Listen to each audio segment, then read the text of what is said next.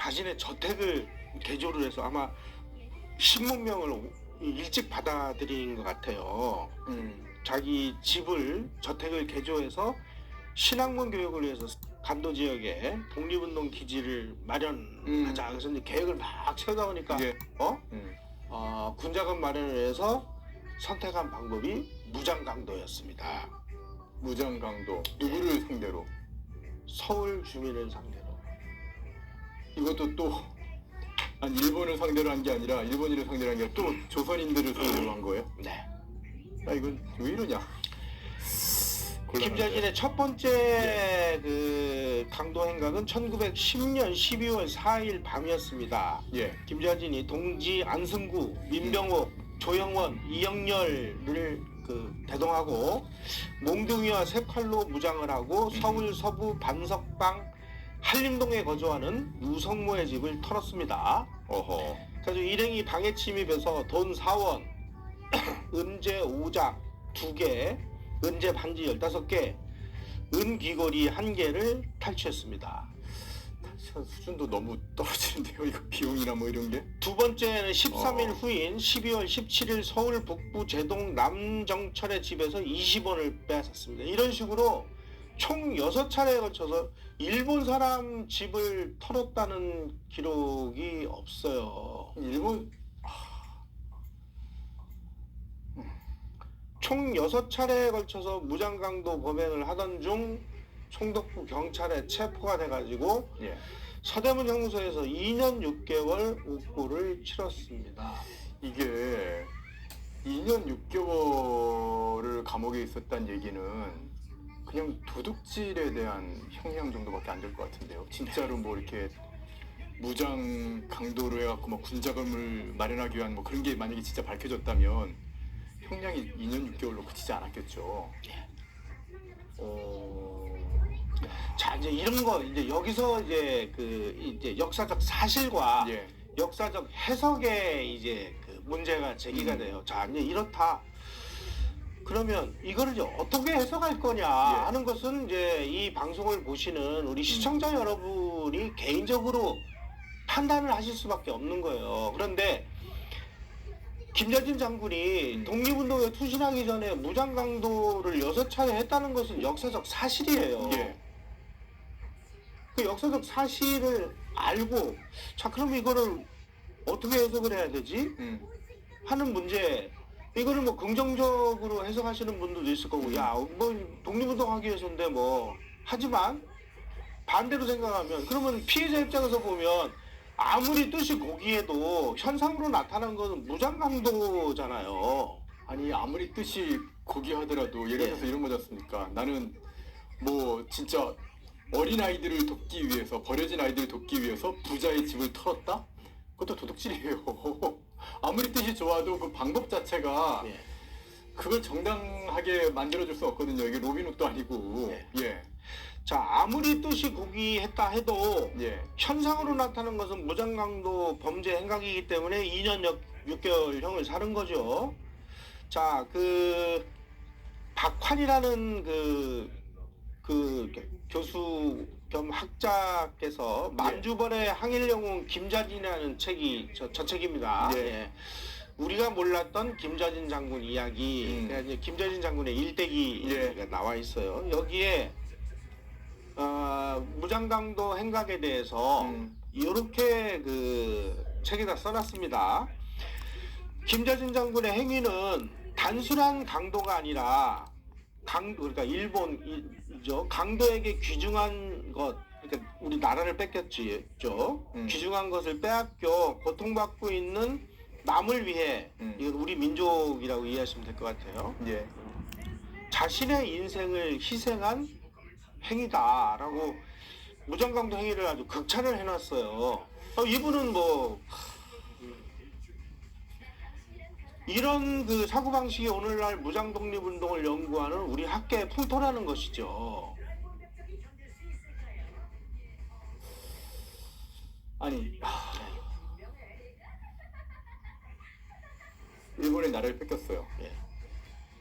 그러면은 나라 뺏긴 나라를 되찾기 위해서 국민들의 마음을 모아야 될 거 아닙니까? 일단 이 백성들의 마음을 모아서 일본에 저항을 해야 될 거 아니에요. 근데 그 백성들이 지지를 안 보내는, 그러니까 국가의 어떤 국민이 구성이 될 텐데 그 국민들의 마음이 모이지 않는 독립운동이다. 이건 좀 말이 안 되지 않습니까? 왜 지지를 못 받는 거예요, 도대체?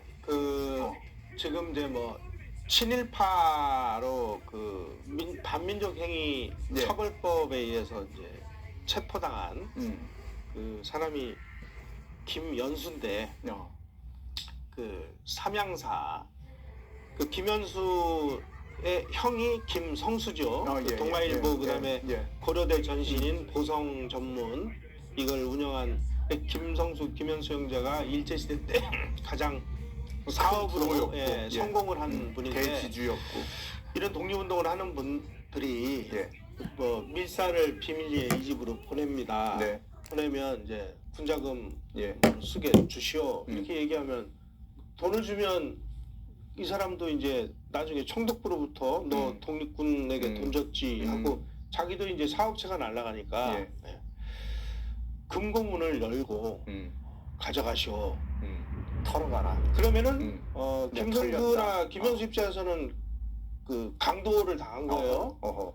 이런 식으로 돈을 여러 차례 준 내용들이 이분들 자서전의 일부 내용이 나와요. 그런 식으로.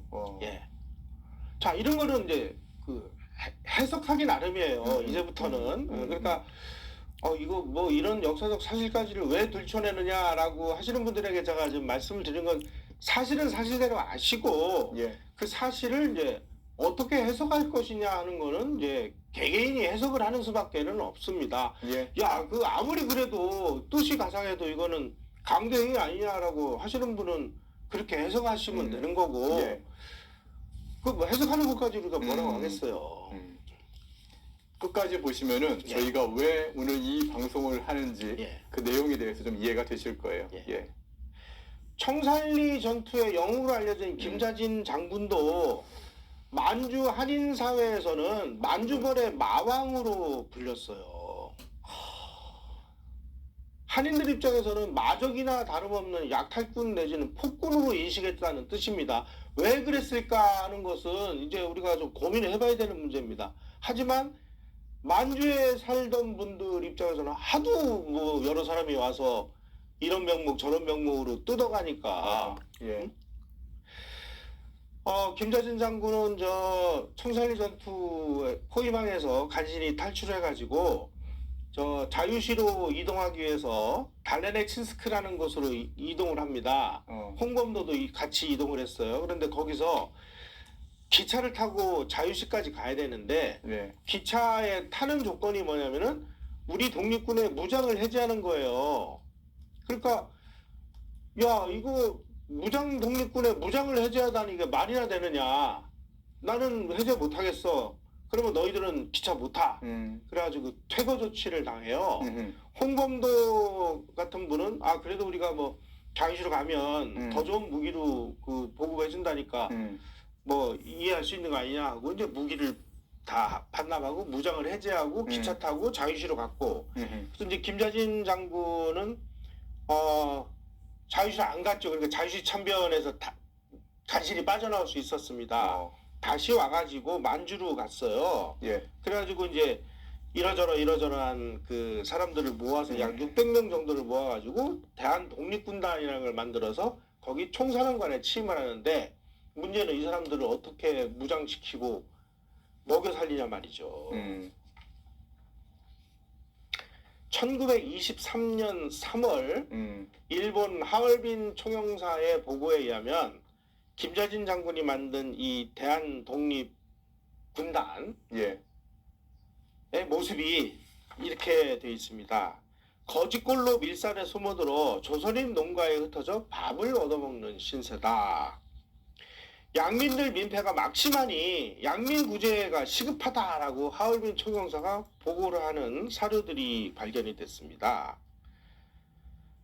그로부터 1년 후인 1924년 3월 간도 총영사의 보고에 의하면은 김자진 장군의 대한독립군단 대원의 대원들이 대부분 이탈해서 50여 명만 남았다. 그래서 이 50명 정도가 마을 주민에게 군자금을 강제 징수하고 그리고 징병제, 둔전제를 실시하면서 민심이 크게 이반이 됐습니다. 그때 이제 김자진의 총애를 받은 200호라는 그 이 독립군단 대원이 한인 농민들이 군자금 내라 그러는데 지시를 안 따르니까 총으로 이제 사살하는 아니 이건 아니잖아 진짜. 사건이 벌어졌어요. 예. 아니 무장투쟁도 좋아요. 다 좋은데 국가를 잃은 이유가 백성이 잘못해서 국가를 잃은 건가요? 아니지 않습니까? 그 당시에 조선 왕조가 썩어 문드러져서 고종이 잘못하고 민비가 사치향락을 하니까 그러니까 결국에는 국가의 재정이 무너지고 군대 유지할 돈도 없어가지고 그러다 보니까 일본한테 나라 뺏긴 거지 않습니까? 예. 백성들만 피해를 받잖아요. 예. 그럼 그 백성들을 위한 나라를 갖다가 다시 한번 세우겠다고 독립운동을 하면은 그 백성들을 괴롭히면 안 되죠. 백성들을 죽이다니요. 돈 안 낸다고 죽이다니 이건 아니죠. 그래서 이 대한독립군단이 권총 20정 그리고 3,000회를 주고 구입한 모젤식 자동권총 24정을 보유하고 있었는데 예. 50여 명이 20정, 24정이니까 44정 한 사람당 한 자루씩 예. 또 안 돌아가는 뭐 그런 정도네요. 네. 평상시에는 무기를 민가에 은닉해 두었다가 모금하러 갈 때만 휴대했다. 아, 이것도 뭔 소리야. 예. 아니, 그러면 그냥 무장하고 가서 돈 내놔 하면서 협박했다는 얘기지 않습니까? 김자진 장군이 대한독립군단 총사령관 군령을 남발하여 징집에 응하지 않거나 요구한 군자금을 상납하지 않으면 친일파 공산주의로 몰아서 처단을 일삼았는데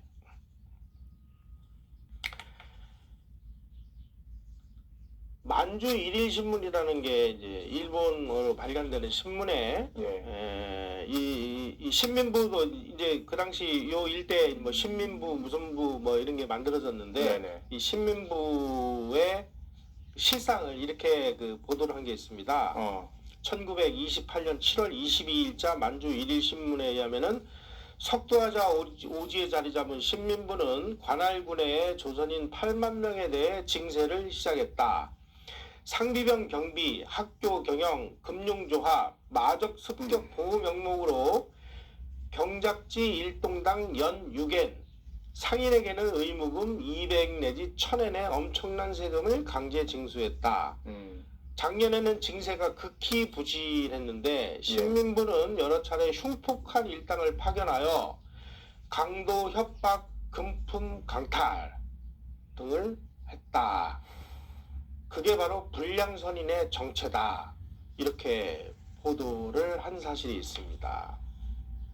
김자진 장군이 만든 신민부란 조직이 이런 일을 했다라는 거지 않습니까? 이게 지금 역사적 기록으로 다 지금 남아있는 거지 않습니까? 그래서 김자진 장군 부대에 예. 횡포에 참다 못한 빈주연 마을 주민들이 야 우리 이제 이 신민부고 대한독립군단이고 다 탈퇴하기 위해 하자. 그래서 대의를 소집했는데 예. 이를 알게 된 김자진 일파 무장대원 25명이 대회장에 난입을 해서 주민 6명을 쳐 죽이는 주민을 또 죽여요? 빈주 사건이라는 게 일어나요. 어허.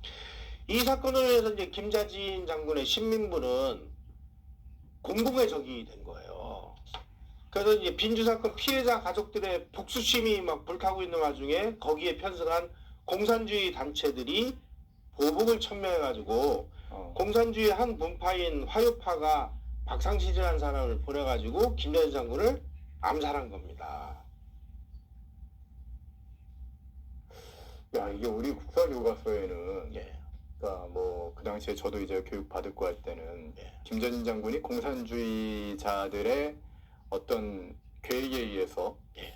그래서 암살당한 걸로, 그러니까 공산주의에 반대했기 때문에 암살당한 거로, 따르지 않았기 때문에 암살당한 거로 그렇게 배웠는데 그 배후에는 사실은 어떻게 보면은 주민들을 이렇게 죽이게 되는 그 원한 관계가 좀 있다란 말씀이시잖아요. 네.